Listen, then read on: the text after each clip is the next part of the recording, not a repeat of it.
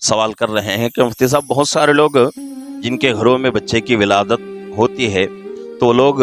نام رکھنے میں تاریخ، دن اور وقت کا حساب کر کے نام رکھنے کی کوشش کرتے ہیں، تو کیا یہ ضروری ہے؟ شریعت کے اندر ماں باپ کے اوپر بچوں کا حق یہ ہے کہ ان کے گھروں میں بچے پیدا ہوں تو بہترین نام رکھیں، اور لڑکا ہے تو اس کے لیے اللہ کے 99 نام ہیں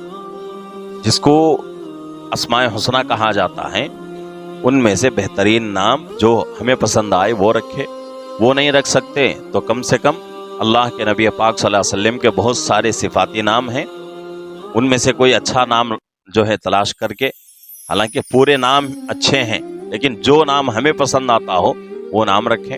اگر وہ بھی نہیں ہے تو حضرات صحابہ کے ناموں میں سے تلاش کریں، وہ بھی نہ ہو تو تابعین، طبع تابعین، اولیاء اللہ، بزرگان دین کے ناموں کا انتخاب کریں، اور وہ بھی نہیں ہے تو قرآن حدیث میں جو بہترین نام ہیں ان کا انتخاب کریں۔ اور نام کے انتخاب کرنے میں تاریخ، دن، وقت، اس کا کوئی جو ہے شریعت کے اندر اعتبار نہیں ہے۔ یہ سب جو ہے غلط ہے۔ اگر کوئی آدمی اس کو ضروری سمجھے گا تو گناہ گار ہو جائے گا، شریعت بدعات میں آتے ہیں۔ تو اس لیے ضروری ہے کہ کسی کے گھر میں بچہ پیدا ہو تو وہ ہر حال میں اپنے بچے کا نام اچھا سے اچھا رکھنے کی کوشش کرے، اور نام رکھنے کے لیے وقت کا، دن کا، اور اسی طریقے سے تاریخ کا، مہینے کا، سال کا اعتبار نہ کریں، بہترین نام، اسلامی نام رکھنے کی کوشش کریں۔ تو یہ جو ہے آج کے مسائل تھے۔